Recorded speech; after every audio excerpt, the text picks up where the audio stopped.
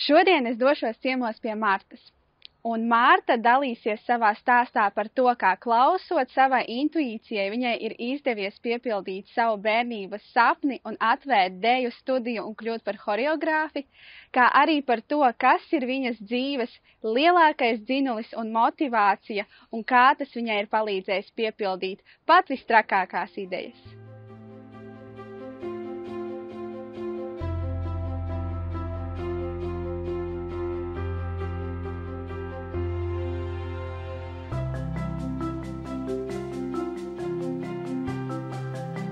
Čau, Marta! Čau, Laura! Man liels prieks, ka tu uzņēmi mūs šodien ciemos un ka mēs šodien varēsim arī ieskatīties dziļāk tavā stāstā un tajā, kā tu savā dzīvē esi uzdrīkstējusies vairāk un piepildi savus sapņus. Un pirms mēs ejam iekšā šajā stāstā, man gribētos, lai tu arī pati ar sevi iepazīstini. Mani sauc Marta, kā jau tu zini, un es esmu Splendor Dance studio vadītāja.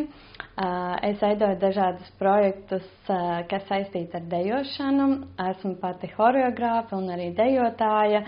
Un galvenā tā doma, kāpēc es izveidoju šo te deju studiju, ir, lai vairotu sievietēm pārliecinātību par sevi un iekšējo sievišķību. Un arī ārēju. Un pastāsti, kā tu esi nonākusi līdz šim te ceļam? Vai tev dejošana ir kaut kas tāds, ar ko tu nodarbojies jau kopš bērnības, vai kā vispār tu nonāci līdz šim te sapnim par savu deju studiju un saviem deju projektiem? Jā, jau no bērnības man ir ļoti paticis dejot, filmēties, fotografēties, kad agrāk gāju gulēt, klausījos austiņās mūziku un iztēlojos, ka es dejoju deju klipā vai arī uz skatuves, un jau uzreiz prātā bija kaut kādas dejas soļi. Un tad jau es arī uzreiz, jau pirmais tāds nopietnais kaut kāds pulciņš jau bija dejošana. Un tā es jau no skolas gaitām visus tos gadus esmu dejojusi dažādākos deju stilus, esmu dejojusi uz skatuves, un tad kaut kādā brīdī es vienkārši nejūtos laimīgi savā esošajā darbā. Un sagadījās man pa ceļam coach, kurš mani tā kā uzvirzīja uz tā ceļa, un tad es atcerējos visu to, kas man bērnībā ļoti, ļoti patika. Un tad arī tas viss solīt pa solītim salikās tā, kad es gan dejoju, gan filmējos, gan fotografējos, un visas tās manas lietas, kas man patīk, apvienoju vienā. Izklausās tāds tiešām ļoti skaists stāsts. Taču es ticu un īstenībā arī zinu, parunājot ar cilvēkiem, ka tas stāsts nevienmēr ir tāds tikai augšupejošs, un ka ir dažādi izaicinājumi un bailes darīt tādas lietas un sekot savam aicinājumam. Kas bija tie tavi izaicinājumi un kā tu tiki ar tiem galā? Pirmais jau laikam bija tas, kad bērnībā dejojot, tu vienkārši iegūsti kaut kādu tehniku, iepazīsti dažādus deju stilus, bet tad es vienu brīdi, kamēr es gaidīju bērniņu un tas bērnu kopšanas periods, kad es nedaudz nedejoju, es sapratu tajā laikā, ka man gribas kaut ko sievišķīgāku, kad es esmu izaugusi jau no to jauniešu dejām un man vienkārši prasās tas. Un es atradu šīs te dejas, bet es dzīvoju Bauskā tajā laikā, un es domāju, kā es to apvienošu, un man ir bērns, man ir jābrauk uz citu pilsētu, tur 2-3 reizes nedēļā, finanses un viss, kā to kopā samanedžēt, bet vienkārši jau laikam ir jādara, un tad vienkārši viss aiziet dabiski, un tas pirmais laikam bija tas, ka es sāku dejot heels un ielikt to pirmo video Instagramā kaut vai, ka tu vispār ar to nodarbojies, jo ko citi cilvēki padomās, bet man nebija tik ļoti, ko sveši cilvēki par mani padomās, bet tieši, ko padomās mani radinieki, ko padomās mans tētis, ko padomās, mamma, tur māsa un tā. Tādi pie tuvākie jā, tuvākie draugi. Un arī tuvākie draugi, bet Jā, tas bija tāds pirmais, un tagad tu tam pārkāp pāri, un tu saproti, un man zina, cik forši tur tā un šitā, un tad tas tāds jau iedrošinājums, kad var turpināt, var sēkt, un tā, protams, man tur bija arī dažādi komentāri, ar ko es saskaros tāpat visu laiku, bet būtībā man svarīgākais bija, ka man tie tuvākie cilvēki mani atbalsta, un arī tad, kad es sāku vispār ar to pašu dejošanu nodarboties, tad bija tā, kad es arī uztraucos, kad es aizgāju no darba prom, un pēkšņi, jo visiem jau ir ierastais tas stabilais darbs, un viss tā, un es te pēkšņi izdomāju, kad, es gribu būt horeogrāfe, un es gribu ar savām lietām nodarboties. Un tad es arī domāju, ko padomās tie mani tuvākie visi cilvēki, bet es esmu ļoti, ļoti pārsteigta, kad es nesaņēmu pilnīgi nevienu negatīvu komentāru no saviem radiniekiem, kad visas bija ļoti atbalstoši, un arī es domāju, kāpēc tas tā bija, tāpēc, ka viņi redzēja, ka es ļoti mīlu to, ko es daru, un ka man tas ļoti patīk, un es pat esmu priecīgāka un laimīgāka, un kāpēc tad viņiem vispār man kaut ko teikt, jo pirms tam es biju pilnīgā depresijā to iepriekšējo darbu, un tad tā atšķirība tāda bija, tas laikam bija tāds sākumā, jo pēc tam jau ir citi challenge vispār, tad, kad tu sāc jau ar to nodarboties, kā vispār. Kas ir tie challenge? Jā, kas ir tie challenge? Pirmais jau laikam ir vispār uzdrīkstēties, izdarīt kaut ko tādu, apzināties, kad tu pats būsi atbildīgs par visu to, ko tu dari, cik daudz tu izdarīsi, tik arī tev, teiksim, būs.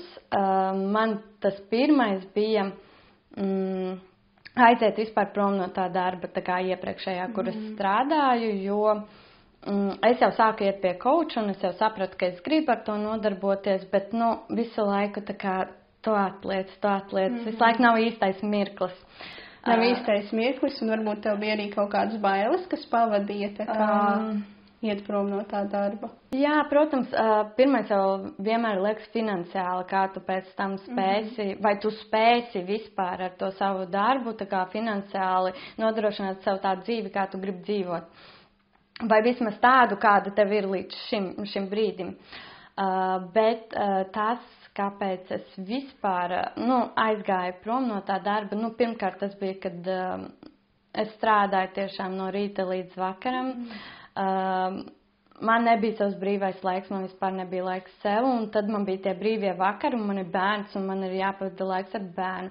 Tad man ļoti nepatīk, ka mani ierobežo vispār kāds, kad man ir, piemēram, ka man jāatskaitās, ka man jāiet pie zobārsta, vai ka man bērns jāizved pie ārsta, vai kad man viņu vajag izņemt ātrāk ārā no bērndārza, jo viņš slikti jūtas. Man šausmīgi traucēja.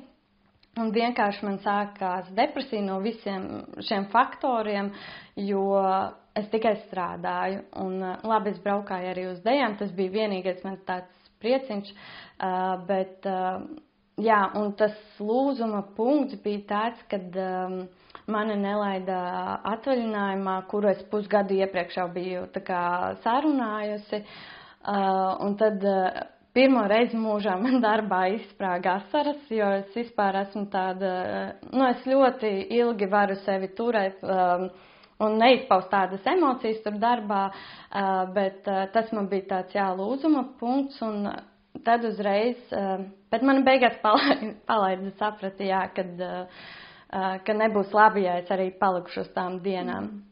Un tajā brīdī man nomira opis, un tas man bija ļoti tāds liels trieciens, un mani tā negribīgi tā kā palaidu uz bērēm, vai tur, un es gribēju paņemt savu brīvu, tā kā kaut vai nedēļu, jo, vienkārši pasērot par savu tuvnieku zaudējumu, un man neļāva, un tas bija jau man tāds, viss, šis ir viss, tā kā, kad es eju prom, un tad es arī uzrakstīju, atlūgumu, un tad man bija vēl tas mēnesis tā kā jānostrādā, un es vēl domāju, vai es tā kā pareizi izdarīju, vai ko, bet tajā brīdī man tā kā vairs tas faktors nauda vispār nebija svarīgs, jo man bija tās savas emocijas, kas man bija svarīgākas, ko man vajadzēja pārdzīvot.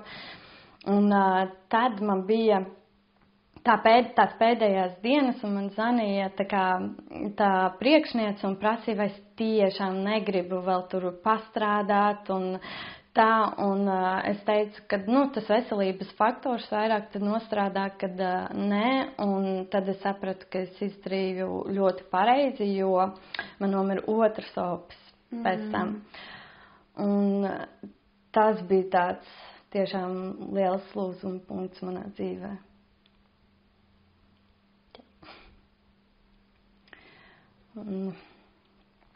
Un tad es sapratu, ka es esmu izdarījis pareizās izvēles, un es aptuveni, pirmos 2 mēnešus jau centos dzīvot normāli, bet 1 mēnesi man bija pilnīgs, ka es gulēju visu mēnesi gultā, skatījos savus seriālus, neko nedarīju.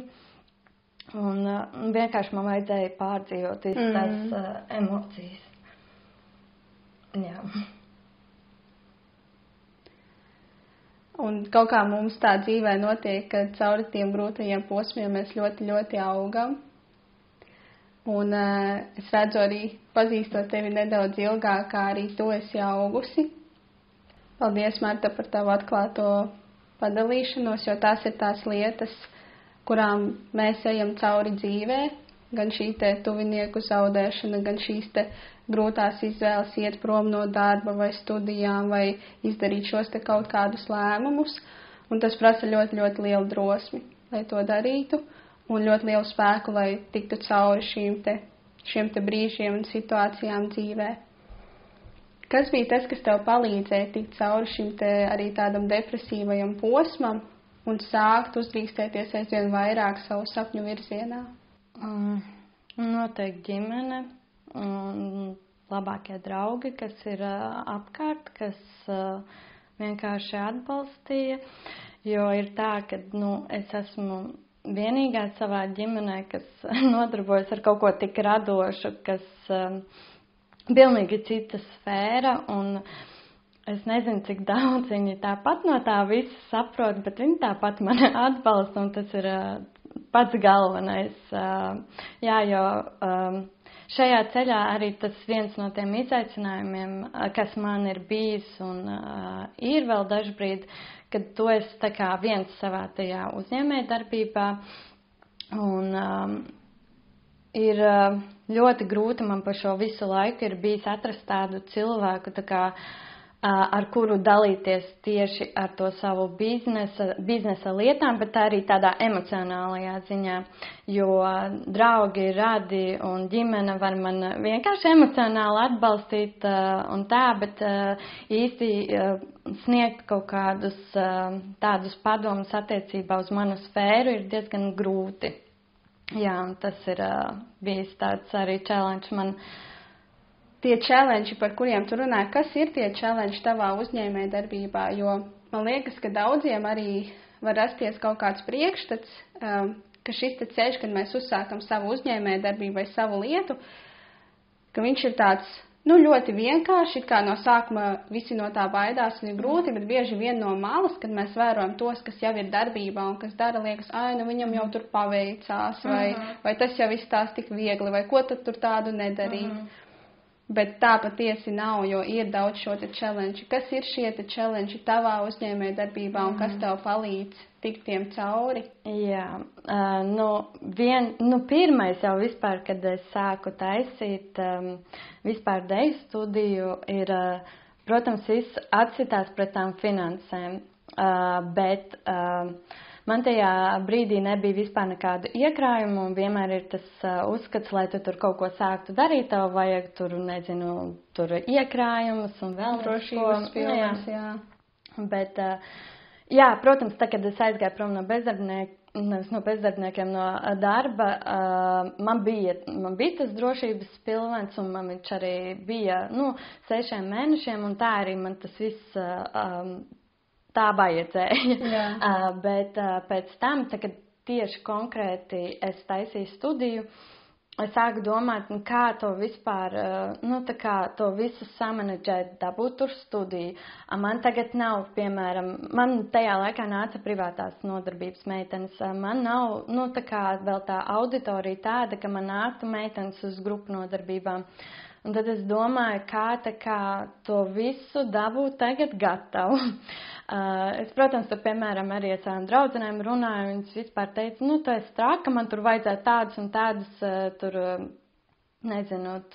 tos drošības, tos pilvēnu, to pašu, lai es vispār kaut ko tādu sāktu darīt, bet man vienmēr prāts ir strādājis tā, kad es izdomāšu, kā, lai es to dabūnu gatavu, arī, pat ja man nav, piemēram, tajā brīdī, bet man vajag, lai man ir tajā brīdī, un tad es izdomāju, kā to visu samanedzēt, ka man tur nav jāiegulda gandrīz nekas, un tā es arī izdarīju, un es neiztērēju, man nevajadzēja neko tur tādu diži ieguldīt, vienīgais, protams, es sāku domāt par mārketingu, par reklāmām, tā ļoti intensīvi, jo tas bija arī kaut kāds, kas man varbūt bišķiņ buksēja, bija pārdošana, jo es esmu visu mācījusies, izņemot pārdošanu, un tajā brīdī man to vajadzēja, un es dabūju savu cilvēku, vienu meiteni, kas man palīdzēja tajā visā, un viņa man tā kā uzved uz tā ceļa, kā to visu darīt, un tad man tā viss smuki arī ļoti ātri aizgāja.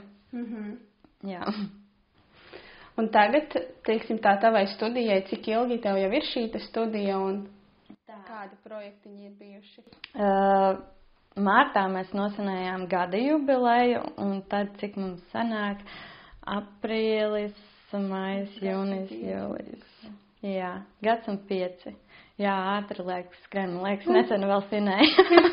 Ja tas būtu bērniņš, tad tagad būtu dekrēta atvaļinājums. Jā. Aktīvi ir bijuši vienkārši grupu nodarbības, tas bija tāds sākums, tāds pamats, un privātās nodarbības arī ļoti daudz, bet man ir tā, ka, ja man ilgstoši ir visu laiku viens un tas pats, kaut gan dejas it kā nav viens un tas pats, tev visu laiku ir kaut kāds radošs process un tev ir cita deja, citi soļi un viss mainās, bet tāpat tu ieslīgst kaut kādā brīdī tajā rutīnā, un tad es sāku taisīt video projekts, jo man ir ļoti izteikti tā vizuālā vīzija, ko es savā galvā iedomājos, un tas arī bija tāds uz risku tāds momentiņš, kad es vispār sāku to, jo es domāju, pajautāšu meitenēm, varbūt viņām interesē, jo man bija prātā doma, un es vienkārši uzrakstīju, un man 5 minūšu laikā vienkārši meitenes pieteicās, un tā arī tas aizgāja, jo ir citām meitenēm, kam arī tas vienkārši ir tāds savs sapnis priekš sevis tur nofilmēt profesionāli to video, un tad, jā, tas tā arī labi aizgāja.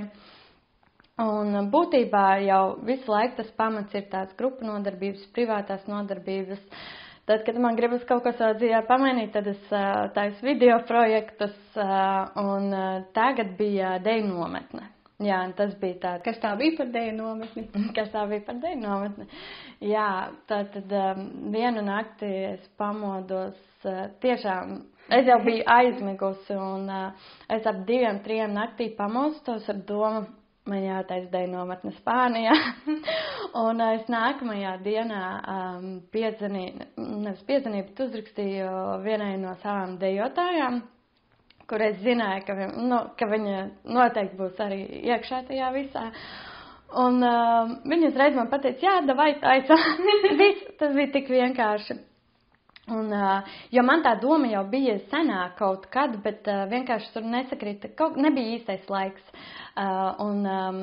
Tagad, un es arī tajā laikā kaut kā nezināju, kā man to darīt, tagad es vienkārši zināju, man vajag to, man vajag šito, man vajag to, un tā kā bija īstais tiešām brīdis, un tad pēc 6 mēnešiem notika mums nometne Spānijā.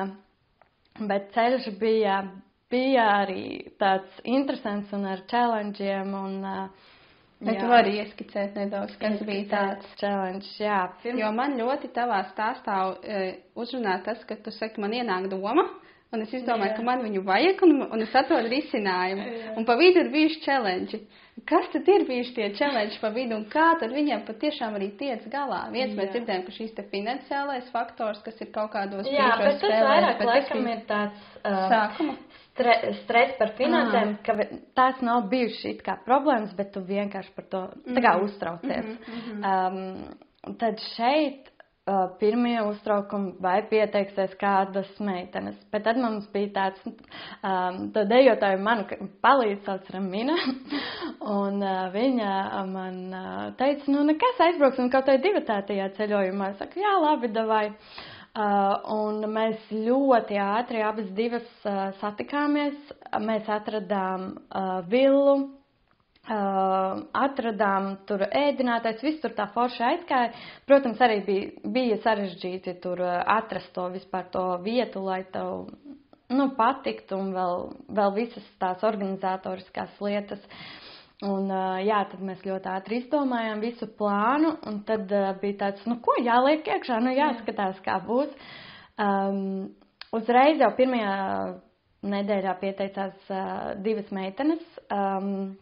Mēs jau bijām 4, un tad bija tāds posms, kad nepiesakās meitenes, un man sākās arī kaut kāds stress par to visu, tā kā, ko es tagad darīšu, es esmu tur tā un šitā, ko vienkārši es darīšu, ja nepieteiksies tās meitenes, bet tas man arī...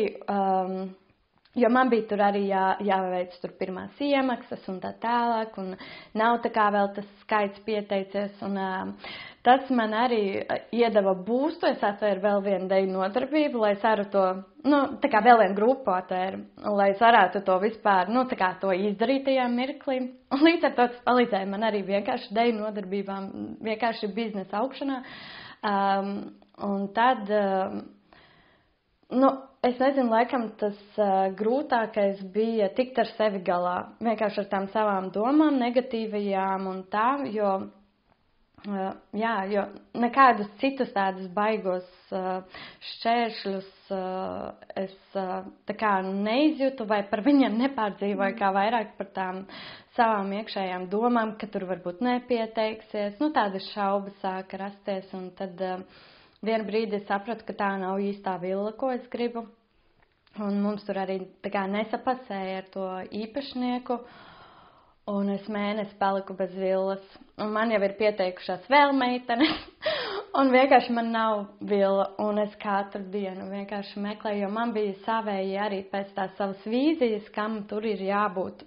Un es nevaru atrast. Un tas mēnesis, viņš man bija tik ļoti stresains. Es par to ļoti uztraucos, jo mums tomēr vajag vietu, kur palikt. Un tad pēkšņi es vienkārši ieraudzīju vienu vietu un es sapratu, jā, tā ir īstā, jo man bija arī viens sapnis, kur es eju tā kā caur tādām ārkām, kur ir puķes un tur bija balta krāsa, oranža, un tieši kā es ieraudzīju to vietu, un es sapratu, ka tā ir īstā, jo tur arī tā izskatījās. Man bija tik laba sajūta par to vietu, un tad arī pēc tam vēl pieteicās meitenes, un tad, kad jau bija tas nokomplektēts, tas skaits optimālais, lai vispār tā nometne notiktu, viņi jebkurā gadījumā notiktu, es izdomātu kā, bet... Jā, tas bija tāds arī tiešām ļoti, ļoti priecīgs moments manā dzīvē, jo es biju šo visu laiku nenormāli uztraukusies, stresojusi, kā tas viss būs, un tad es tiešām atceros, kā es no priekiem lēkāju un raudāju. Un sapratu, ka tas patiešām jā, notiek. kad reāli tas notiks. Tad pēc tam mēs arī satikāmies ar meitenēm, un tad pieteicās vēl meitenes, un tā kā, jā, laikam pēc nometnes, tad es tikai tā apjēdzu, ka jā, tā kā tas tiešām notika. Tiešām notika, un ka man gribās teikt sapņi, bet es klausos, ka tev tie sapņi rodas sapņos. nedaudz gaisudzību nodarbojies. Jā, man tā ir ļoti bieži īstenībā. Bet fantastiskas idejas rodas un patiesi prieks dzirdēt, ka viņas arī realizē. Jā, nu tas man bija tāds, jo tieši pirms nometnes man bija tāds izdegšanas periods, nedaudz bija nogurusi ļoti, un es kaut kā nejūtu sevī to piepildījumu vairāk. Tagad pēc nometnes sapratu, jā, šis bija tas tāds mans piepildījums, kas man bija nepieciešams. Jā. Un tad es arī varbūt tāds galvenais, ko es pēc tā visa sapratu, ir, gan man tiešām ļoti patīk riskēt. Man patīk, kad man ienāk kaut kāda ideja prātā, man nav tāds tā kā, ka tas neizdosies, es iešu un mēģināšu, līdz tas izdosies. Man ir tāds tas domu gājiens, kad es kaut ko daru. Un arī... Es gribu vēlreiz šo atkārtot. Tad, kad es kaut ko izdomāju, ka es gribu, tad es nedomāju par to, ka man neizdosies, bet tieši domāju par to, kā tev tas izdosies. Jā, vai kā tu pārvarēsi tos šķēršļus, lai tev tas izdodas. Un tas bija vienkārši arī vairāk tāds man... Tā kā apstiprinājums sev, kad nebaidīties iet un darīt, jo man tiešām tāds lielākais izaicinājums visu laiku ir tās sarunas ar sevi varbūt, kas man notiek tajā laikā, kamēr es kaut ko daru, jo idejiski viss jau tāpat izdodas, vai vienmēr var atrast tos risinājumus un... Arī, Kā tu palīdzi sev šajos brīžos, vai varbūt kas ir tava atbalsta sistēma, jo tā patiesi ir, ka reizēm kaut kādā ceļā uz mūsu sapņiem mēs paši esam sev vislielākie traucēkļi ar visām tām domām, šaubām un bailēm. Kas ir tas, kas tev palīdz? Varbūt tie ir cilvēki, rīki vai kaut kādas domas un atziņas, kas tev palīdz virzīties? Man ir... Noteikti es vienmēr mani zvans māsai vai labākajai draudzenei. Es pastāstu, kas man tur darās, un tad vai nu man pamet kādu ideju, vai tur palīdz man nostiprināt kaut kādas savas tās stiprās puses, lai es varu tā kā turpināt to visu tālāk, vai arī, vienkārši tāds emocionālais kaut kāds atbalsts. Un tā kā atgādinājums par to, ka iepriekš jau viss ir sanācis, kāpēc, lai, piemēram, tagad tev tur nesanāktu. Bet ir arī bijuši gadi, patiesībā par nometni gan bija tā, kad man pateica, es tev nevaru pateikt, vai tev tas izdosies vai neizdosies, jau var visādi gadīties. Un man arī draudzene vien teica, es sākumā domāju, ka tu to neizdarīsi vispār, ka tu tikai runā.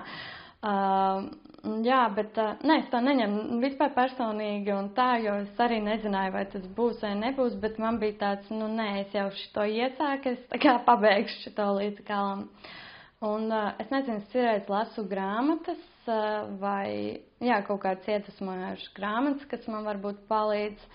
Un ir tā gadījies, ka tieši īstajā brīdī tur atnāk īstā grāmata un...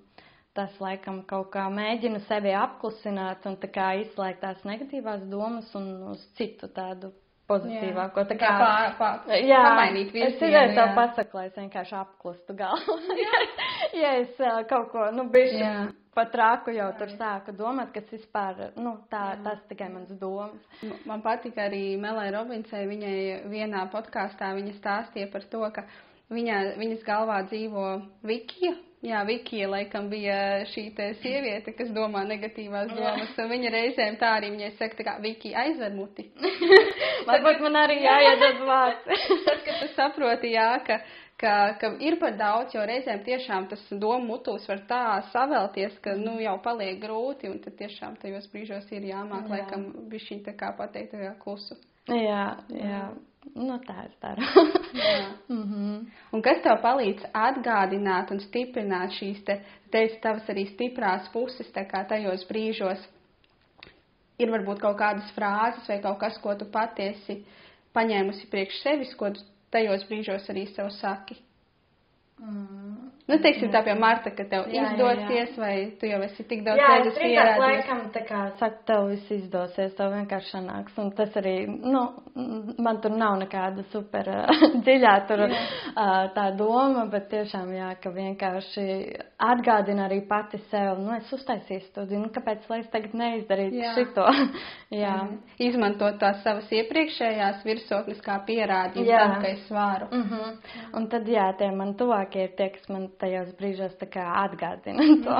Man vajag tajā brīdī. Un tad, tas ir arī, par ko mēs sākumā pašā runājām par to atbalstu, kad studijā tieši konkrēti, ka man ir šī studija saskaros ar šiem te izaicinājumiem, kas nav privātā dzīve, kam tur man prasās šis cilvēks, bet ļoti forši, ka es satiku Raminu, un tad nometnē, jā, tad tiešām, jo man ir bijuši arī cita nepatīkama pieredze iepriekš, un tagad, kad tu atrod to savu cilvēku, kas ir ar tevi uz tāda viena viļņa, tad ir pilnīgi citādāk tā kā pat strādāt, jo tu vari ar viņu dalīties tieši konkrēti par tām lietām, ko varbūt nesapratīs. Man nav jēga tur stāstīt, piemēram, savai māsai, kā tur kaut kas tur, kas viņai vispār neinteresē.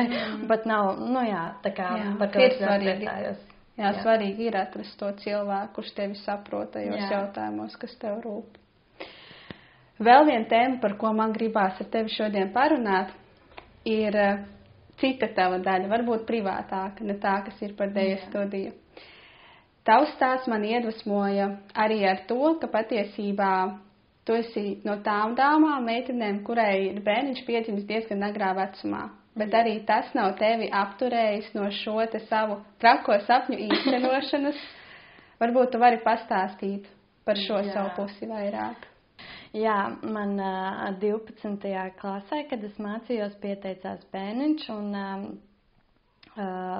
tad tieši visu to laika periodu, kamēr man bija skola,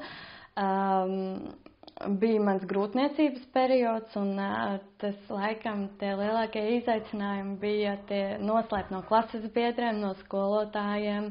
Vienkārši nevis tāpēc, ka es tur kautrētos, ka es tur esmu jauna topošā māma, bet tāpēc, lai sevi pasargātu no kaut kādu citu cilvēku komentāriem, jo pat sākumā mēs, protams, tā kā nospriedām, mēs slēpsim, tā kā, jo es esmu jauna un eju vēl skolā, un lai man nepatīkamie momenti nebūtu, bet tāpatās tur viens, tur bišķi kaut kam pastāst, un tā jau diezgan ātri tās runas aizgāja.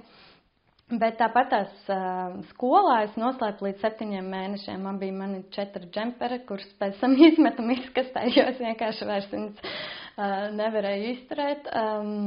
Bet es netīšām, tā kā viss bija kārtībā. Klases biedri, es nezinu vai nepamanīju, bet noteikti man neko neteica, pat ja bija tāds, ka jau aizdomas. Bet kā es pati izgāzos, jā, es katru nedēļu mammai sūtīju bildes, kā man ir puncis izaudzis, un es netīšām aizsūtu savam klasabiedram šādu bildi, jā, un es domāju, kāpēc? Pat nav ilgs laiks pagājis, tiešām man bija maz puncīts, neviens neredzētu.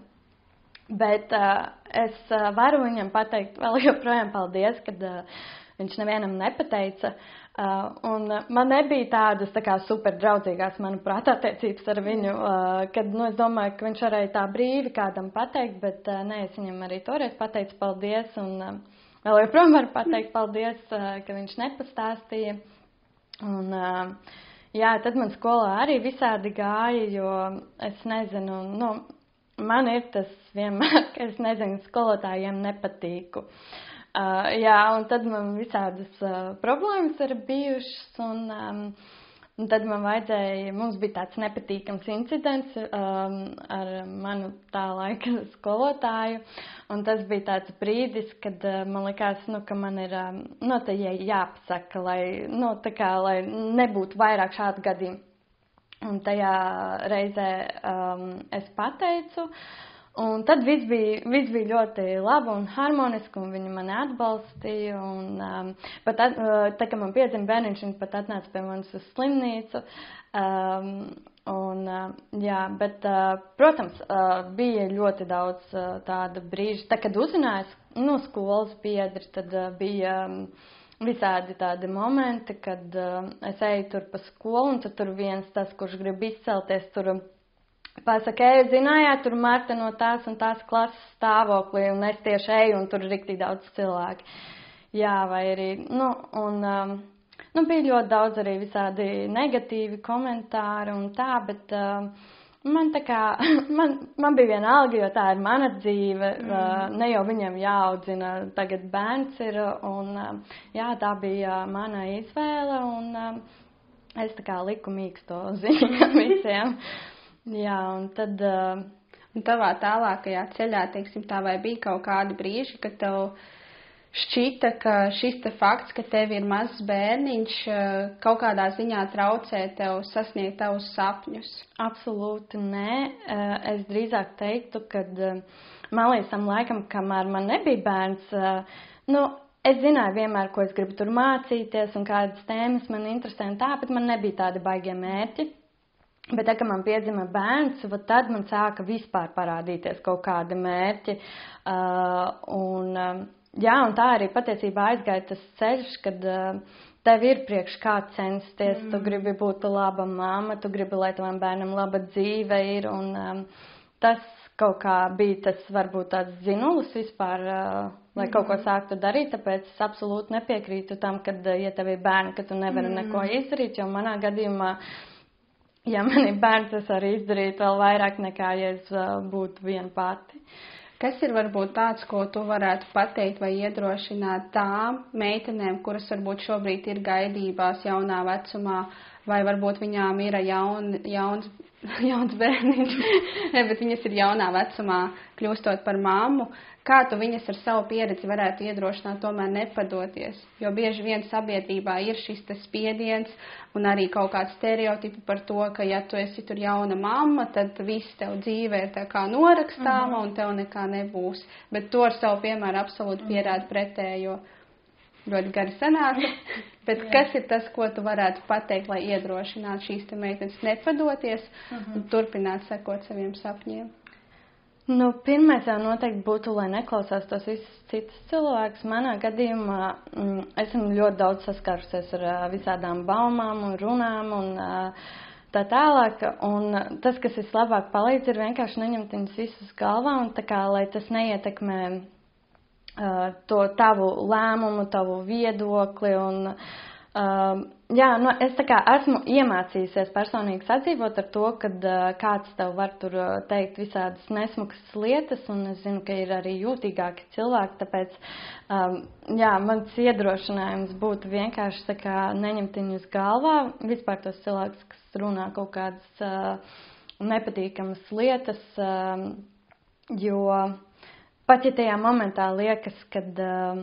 Ak, Dievs, tur pa mani tā saka, ka ir pievērsta tāda negatīvā uzmanība uz to visu, bet tāpat tās, jebkurā gadījumā pēc kāda laika tas aizmirstās un ir citas lietas, par ko tie cilvēki vispār runā. Darīt vienkārši to, ko pats cilvēks grib. Un ja viņa grib sev labu dzīvi tad vienkārši, turpināt un vienkārši nedomāt, par to, ko citi runā. Man liekas, arī tas ļoti skaisti, tas, ko teici, ka izmantot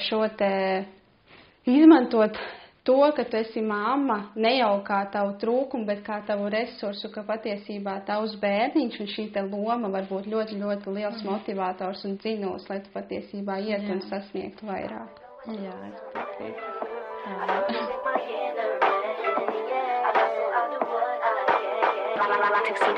Down on the beat.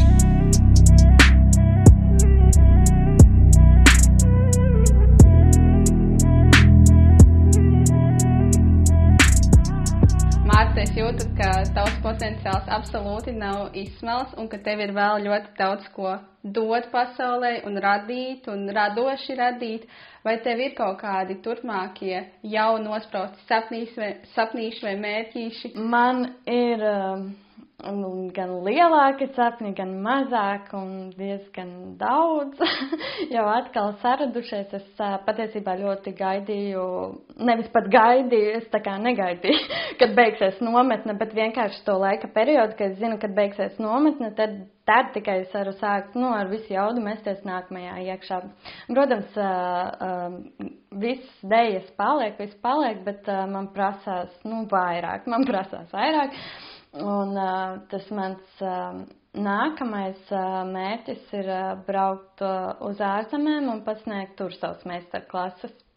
Man gribas vēl vairāk apvienot to ceļošanu ar dejošanu, ne tikai nometnes arī būs, jā, bet gribas tur varbūt pārbaudīt savu potenciālu.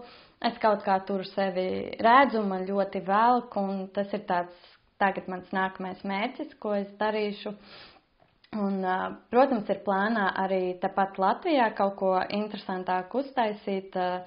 Kamēr gaidām nākošo nometni, tad arī tikmēr ir plāns varbūt tāpat kaut ko Latvijā uzrīkot meitenēm, lai ir tāds ne tikai ar dejošanu, ne tikai kaut kā izkāpšanu citā vidē, bet arī vairāk ar tādu par sievišķības tēmām, par mūsu iekšējo sievišķību, ārējo sievišķību, jo man ļoti nostrādāja pašai tas moments nometnē, kad mums bija tas noslēguma vakars un mēs visas rakstījām uz lapiņām savas sajūtas, kas mums tajā brīdī ir, un man ļoti patīk tā enerģija, kad mēs visas esam līdzīgi domājušās, savākušās, ka mums ir vienādas intereses un ka mēs ar kaut kādiem tādiem sievišķīgiem uzdevumiem varam vienu otru kaut kā iedvesmot, un tas būtu laikam tāds mans nākamais, ko es tagad jau drīzumā centīšos īstenot. Es tagad vēl mēģinu tā kā